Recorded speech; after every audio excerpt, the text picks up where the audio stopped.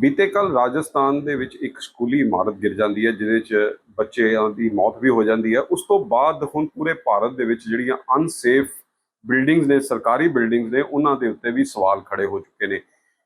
ਅੰਮ੍ਰਿਤਸਰ ਦੇ ਵਿੱਚ ਵੀ unsafe building ਦੇ ਉੱਤੇ ਸਵਾਲ ਖੜੇ ਹੋ ਰਹੇ ਨੇ। ਭੈਣ ਜੀ ਲక్ష్ਮੀਕਾਂਤਾ ਚਾਵਲਾ ਸਾਡੇ ਨਾਲ ਹੈ, ਜਿਹੜੇ ਕਈ ਦਹਾਕਿਆਂ ਤੋਂ ਕੁਝ ਬਿਲਡਿੰਗਸ ਹੈ ਜਿਨ੍ਹਾਂ ਨੂੰ ਚਿੰਨ੍ਹਿਤ ਕੀਤਾ ਗਿਆ ਹੈ ਕਿ ਅਨਸੇਫ ਨੇ, ਹਜੇ ਵੀ ਉਹ ਕੰਮ ਕਰ ਰਹੇ ਨੇ ਉੱਥੇ ਕਰਮਚਾਰੀ, ਉਹ ਵੀ ਉਹਨਾਂ ਦੀ ਜ਼ਿੰਦਗੀ ਦੇ ਉੱਤੇ ਵੀ ਸਵਾਲ ਖੜੇ ਹੁੰਦੇ ਨੇ। ਇਸ ਬਾਰੇ ਗੱਲ ਵੀ ਕਰਨੇ ਆ ਭੈਣ ਜੀ ਨਾਲ। ਭੈਣ ਜੀ, ਕੱਲ ਜਿਹੜੀ ਘਟਨਾ ਰਾਜਸਥਾਨ ਦੇ ਵਿੱਚ ਹੋਈ ਹੈ, ਬੜੀ ਮੰਦਭਾਗੀ ਘਟਨਾ ਹੈ। ਇੱਕ ਇਮਾਰਤ ਗਿਰ ਜਾਂਦੀ ਹੈ, ਬੱਚੇ ਜ਼ਖਮੀ ਮਰ ਜਾਂਦੇ ਨੇ, ਕਈਆਂ ਦੇ ਜ਼ਖਮੀ ਵੀ ਹੋ ਜਾਂਦੇ ਨੇ। ਉਸੇ ਤਰ੍ਹਾਂ ਇਸ ਅੰਮ੍ਰਿਤਸਰ ਦੇ ਵਿੱਚ ਵੀ ਕਈ ਇਮਾਰਤਾਂ ਨੇ। ਮੇਰਾ ਖਿਆਲ ਹੈ, ਜਦੋਂ ਤੱਕ ਮੈਨੂੰ ਯਾਦ ਹੈਗਾ, ਤੁਸੀਂ ਆਪਣੇ ਸਮੇਂ ਦੇ ਵਿੱਚ ਵੀ 2 ਜਾਂ 3 ਇਮਾਰਤਾਂ ਨੂੰ ਕਿਹਾ ਸੀਗਾ ਕਿ ਖਸਤਾ ਹਾਲਤ 'ਚ ਹੈਗੀਆਂ ਨੇ, ਮਗਰ ਉਹ ਅੱਜ ਵੀ ਇਮਾਰਤਾਂ ਉਸੇ ਹਾਲਤ 'ਚ ਚੱਲ ਰਹੀਆਂ ਨੇ। ਕਈ ਵਾਰ ਅੱਧੇ ਹਾਦਸੇ ਹੋਏ ਨੇ। ऐसे सब तो पहले तो बहुत दुख की गल है कि राजस्थान के झालावाड़ के एक स्कूल के विच सवेरे सवेरे जो बच्चे प्रार्थना लिए जा रहे हैं, पढ़न लिए जा रहे हैं, तो उस वेले वो छत का एक हिस्सा गिरिया। ये भी ईश्वर की दया, सारी नहीं गिरी। 7 बच्चे मृत्यु के मुंह से जा चुके हैं ते 25 तो ज्यादा हस्पताल है जिन्होंने पता लगा। कुछ हैडकुआटर भी बड़े हस्पताल भेजा गया 8 बच्चों को जेडे गंभीर स्थिति च है। कारण की है? कारण है जी स्कूल की छत गिर गई। अगर तो स्कूल खंडहर है, वो जरा कि अखबार ने लिखा है कि सिर्फ 25 साल पहले बनी है। जे 25 साल पहले बनी बिल्डिंग गिर गई है, ये मतलब बनाने वाले ठेकेदार अफसर ने अपनी बिल्डिंग बना ली हैं उससे पैसे कट के। और अगर बहुत पुरानी है तो फिर सरकार की कर दी है। किसी MLA नूं या किसी मंत्री नूं जो बदलते हैं ना, रजीम बदलता है सरकार, ते मंत्रियों की कोठियां ते बनिया चंगियां भलियां दे फर्नीचर ते उन्हें लाखां रुपए ला देंगे। जेड़ी चीज की लोड़ नहीं वो भी बनाई जाना है। मैंने अपना तजर्बा ना मंत्री काल का, सामने आंदे ही पूछ रहे जी पर्दे कौन से लगेंगे, सोफे नहीं कौन से आएंगे, फर्श कौन सा आएगा।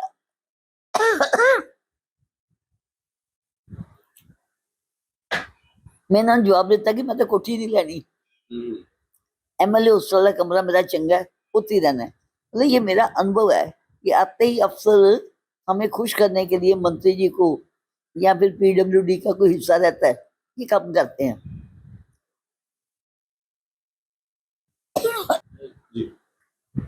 वहां से केवल 500 गज की दूरी पर बिजली घर है, अंग्रेजों के टाइम का बना है। हम बचपन से इसे ऐसे ही देख रहे हैं।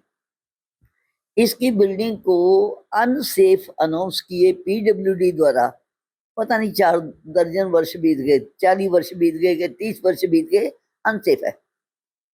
इसी तरह ITI दयानंद, वो भी सरकार का ही अदारा है, वो भी अंग्रेजों के टाइम का ही बना है, वो भी खंडर है। 150 बच्चा वहां पढ़ रहा है। कितने ट्रेड है, यहाँ सैकड़ों कर्मचारी काम कर रहे हैं बिजली का। और यहाँ बिजली घर की बिल्डिंग है, शहर का केंद्र है। किसी समय हर शाम को यहाँ काउंसिलर भी आते थे, MLA भी आते थे, शहर के लोग भी आते थे, अपनी बात सुनाते थे। अब धीरे धीरे यहाँ के क्वार्टर खत्म हो गए, स्टाफ आगे यहाँ रहता था, जनता बहुत सुखी थी। अब जब क्वार्टर ही टूट गए, पानी की व्यवस्था नहीं, अंदर गंदगी है, कई जगह से सांप निकलते हैं, तो धीरे धीरे परिवार तो सारे चले गए। चीफ इंजीनियर भी यहाँ रहते थे, मैंने अपनी आंखों से उनको देखा, उनसे मिली भी हूँ। ठीक है, वो 50 साल पहले की बात है जब चीफ इंजीनियर ऊपर रहते थे। अब मेरा ये कहना है कि ये बिल्डिंग एकदम खंडर है।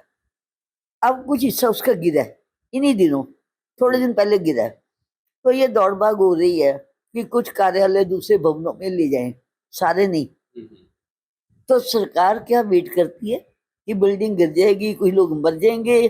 सरकार को तो अपना एक ना दुख प्रकट करने वाला विभाग बखरा बना देना चाहिए। जदों दा जी मुख्यमंत्री जी ने दुख प्रकट किया, प्रधानमंत्री जी ने दुख प्रकट किया, उन्होंने की मिलिया जिन्हों के बच्चे मर गए या जिन्होंने घर के मेंबर मर गए। अब ITI जो है दयानंद जी का, उनके नाम से है, DAV कॉलेज के बगल में है। तो वहाँ नौजवान बच्चे हैं, 150 से ज्यादा है। अगर एक जिंदगी को भी नुकसान हो गया तो देश के भविष्य को नुकसान होता है। आपकी सरकार को तो 3 साल हुए हैं, 92 में मैं MLA बनी थी, तब से मैं देख रही हूँ कितने साल बीत गए। ठीक है, तो तब से 3-3 4-4 सरकारें बदल गई, कांग्रेस, अकाली, बीजेपी। आप तो बेचारी अब आई है ना, किसी को ध्यान नहीं। अपने भवन अच्छे बनेंगे, अपनी गाड़ियां नहीं आ जाएंगी, झटपट नहीं आ जाएंगी, अपना सब कुछ हो जाएगा, लेकिन नहीं होगा तो जो जनता के हित के स्थान है वहां नहीं होगा। तो मेरा अब वर्तमान सरकार से ये कहना है कि अब तो बचा लो, यहाँ झालावाड़ ना बनाओ, यहाँ लोगों को जिंदगी से दूर मत करो। वो मेहनती कर्मचारी हैं, सुबह आते हैं, काम करते हैं, जाते हैं। क्या आज के मुख्यमंत्री बता पाएंगे कि यहाँ कितने पहले अधिकारी रहते थे, चले गए और क्यों चले गए? तो जनता के हित में, देश के हित में आईटीआई की बिल्डिंग भी नहीं बननी चाहिए।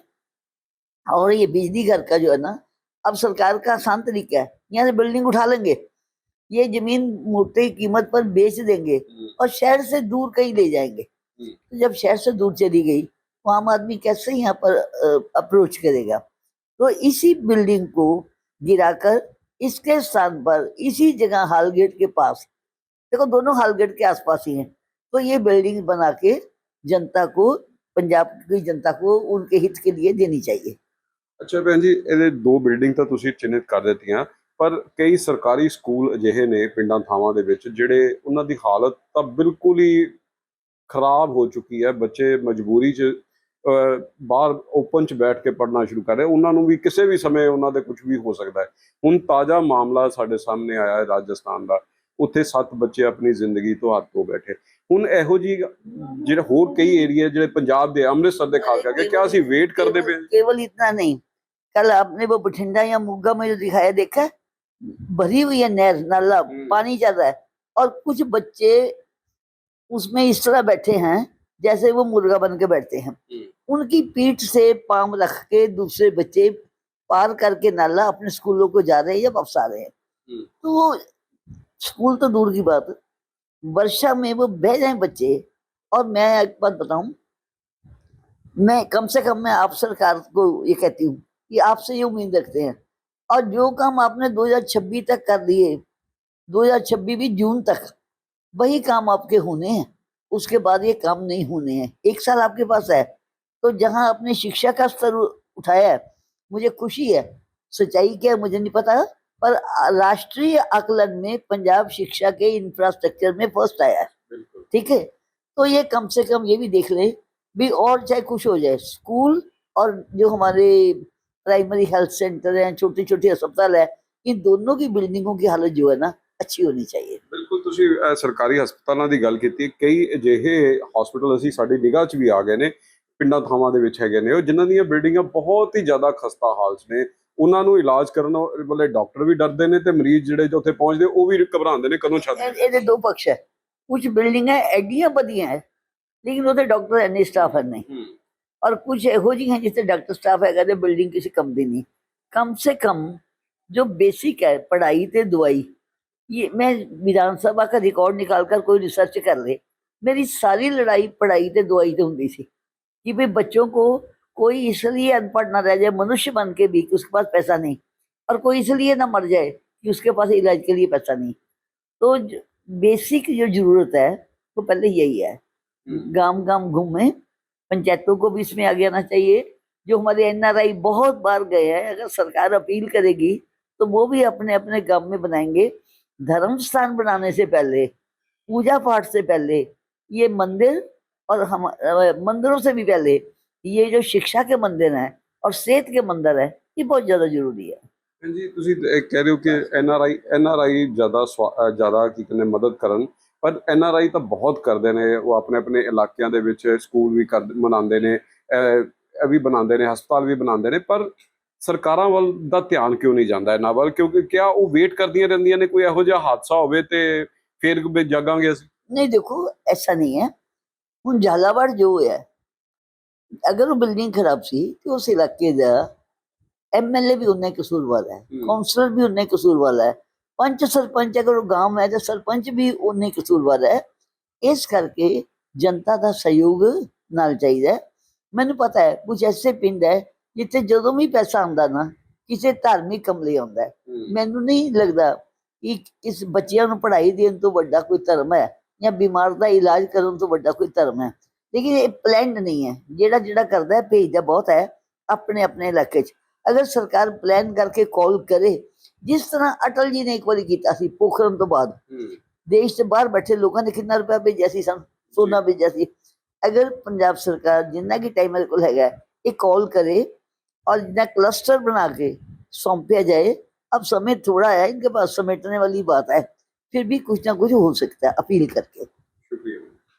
ਸੋ ਰਾਜਸਥਾਨ ਦੇ ਵਿੱਚ ਘਟਨਾ ਜਿਹੜੀ ਹੋਈ ਹੈ ਜਿਹਦੇ 'ਚ 7 ਬੱਚਿਆਂ ਦੀ ਮੌਤ ਹੋ ਗਈ ਹੈ, ਉਸ ਤੋਂ ਬਾਅਦ ਅੰਮ੍ਰਿਤਸਰ ਦੀਆਂ ਜਿਹੜੀਆਂ ਅਨਸੇਫ ਬਿਲਡਿੰਗਾਂ ਉਹਨਾਂ ਤੇ ਸਵਾਲ ਖੜੇ ਹੋ ਗਏ ਨੇ। ਲੋਕ ਵੀ ਸਵਾਲ ਕਰਦੇ ਪਏ ਨੇ ਕਿ ਇਹ ਜਿਹੜੀਆਂ ਅਨਸੇਫ ਐਲਾਨੀਆਂ ਗਈਆਂ ਬਿਲਡਿੰਗਸ ਨੇ ਉਹ ਅੱਜ ਵੀ ਚੱਲ ਰਹੀਆਂ ਨੇ, ਉਹਨਾਂ ਦੇ ਵਿੱਚ ਕੰਮ ਕਰਨ ਵਾਲੇ ਕਰਮਚਾਰੀ ਔਰ ਪੜ੍ਹਾਈ ਕਰਨ ਵਾਲੇ ਬੱਚੇ ਅੱਜ ਵੀ ਉੱਥੇ ਸਿੱਖਿਆ ਲੈ ਰਹੇ ਨੇ ਔਰ ਕੰਮ ਕਰ ਰਹੇ ਨੇ। ਭੈਣ ਜੀ ਲక్ష్ਮੀਕਾਂਤਾ ਚਾਵਲਾ ਨੇ ਵੀ ਉਹਨਾਂ 2 ਬਿਲਡਿੰਗਸ ਨੂੰ ਖਾਸ ਕਰਕੇ ਉਭਾਰਿਆ ਸੀਗਾ ਕਿ ਇਹਨਾਂ ਨੂੰ ਹਟਾ ਦਿੱਤਾ ਜਾਏ, ਇਹਨੂੰ ਤੋੜ ਕੇ ਨਵਾਂ ਬਣਾਇਆ ਜਾਏ, ਪਰ ਸਰਕਾਰ ਸ਼ਾਇਦ ਕਿਸੇ ਹਾਦਸੇ ਦਾ ਹੀ ਇੰਤਜ਼ਾਰ ਕਰ ਰਹੀ ਹੈ। ਹਾਦਸੇ ਤੋਂ ਬਾਅਦ ਸ਼ਾਇਦ ਉਹਨਾਂ ਬਿਲਡਿੰਗਸ ਬਾਰੇ ਸੋਚ ਸਕਦੀ ਹੈ। ਕੈਮਰਾ ਪਰਸਨ ਨਿਤੇਸ਼ ਦੇ ਨਾਲ ਜੋਤੀ ਬਹਿਲ, ਦੈਨਿਕ ਸਵੇਰਾ ਟੀਵੀ, ਅੰਮ੍ਰਿਤਸਰ।